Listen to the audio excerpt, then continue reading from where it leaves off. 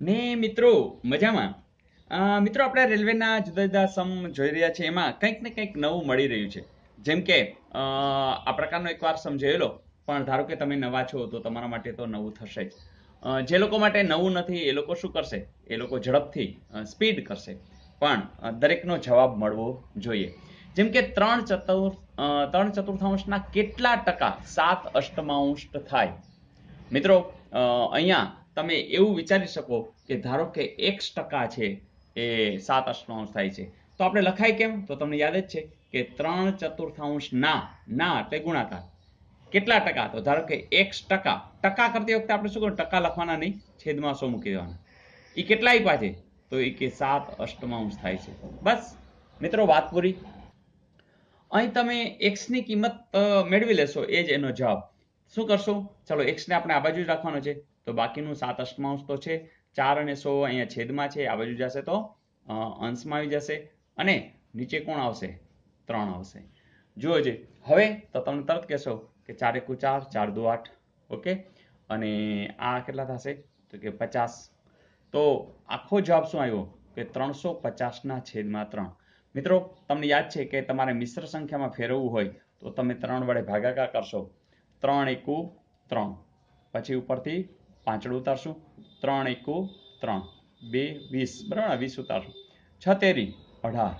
તો વાત એટલી જ છે કે અહીંયા 2 શેષ વધે છે, તો 116.2/3. ફરીથી 116.2/3. આવું ક્યાંય છે? ક્યાંક તો આપ્યું હશે. યસ. તો મિત્રો આવું કંઈક કે માત્ર સાદુરૂપને આધારે તમે આનો જવાબ મેળવી શકશો. જે આપ્યું છે એનો સીધે સીધો ઉપયોગ. Is it okay? જોઈએ નેક્સ્ટ. મિત્રો આ સમ પણ એકદમ આકૃતિ આધારિત છે, મજા આવે એવું છે. જેમ કે નીચેના આલેખમાં ચોરસ એ અંગ્રેજી ભાષીનું પ્રતિનિધિત્વ કરે છે, એટલે મને અહીં ચોરસ આપ્યો છે. જ્યારે વર્તુળ એ હિન્દી ભાષીઓનું પ્રતિનિધિત્વ કરે છે, એટલે અહીંયા વર્તુળ આપ્યું છે. જો 550 લોકો જ માત્ર અંગ્રેજી બોલતા હોય તો કેટલા લોકો અંગ્રેજી અને હિન્દી ભાષા બોલતા હશે? મિત્રો તમે અહીં જ્યારે નજર કરશો ત્યારે તમને એટલું સમજાશે કે અહીંયા એક ચોરસ છે, એક વર્તુળ છે. આ ચોરસ છે એ શું કરે છે? તો અંગ્રેજી ભાષાવાળા જાણકાર, એટલે 550 જણા અંગ્રેજી ભાષાના જાણકાર છે. અને હિન્દી ભાષીઓનું પ્રતિનિધિત્વ કોણ કરે છે? વર્તુળ. એટલે કે અહીંયા ખબર નથી, કે લખ્યું નથી, પણ એટલી તો ખબર છે કે ટોટલ કેટલા છે? 850. તો 850 માંથી જો 550 જવા દે તો 300 જણા અહીંયા હશે. હવે પ્રશ્ન શું પૂછ્યો છે? પ્રશ્ન એ પૂછ્યો છે કેટલા લોકો અંગ્રેજી અને હિન્દી ભાષા બોલતા હશે.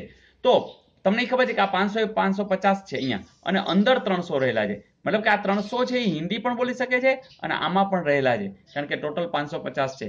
ધેટ મીન્સ કે તમે જે ડિફરન્સ છે એ તમે લઈ શકો છો, અને એ ડિફરન્સ આવશે 300 નો. કેમ કે અહીંયા આ વર્તુળ છે એ ચોરસની અંદર જ છે, એટલે કે આટલા લોકો શું કરતા હશે?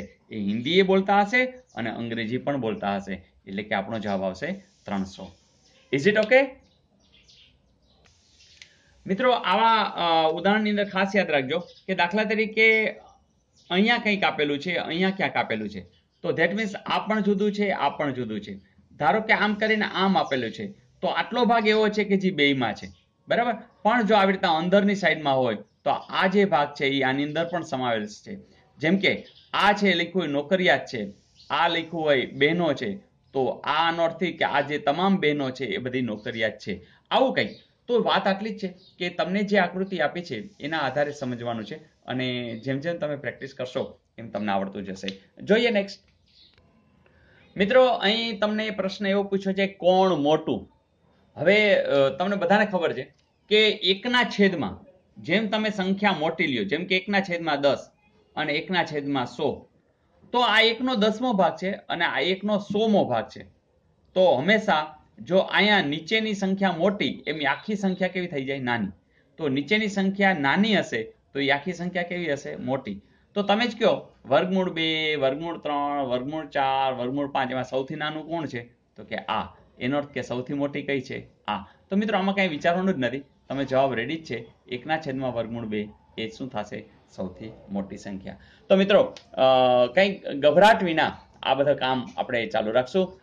મિત્રો બધાને જોડતા રહેશું, અને હા, કોમેન્ટ્સને મારા સુધી પહોંચાડતા રહેશો. Wish you all the best. નવી તૈયારી સાથે મિલતે હે બ્રેક કે બાદ. આવજો.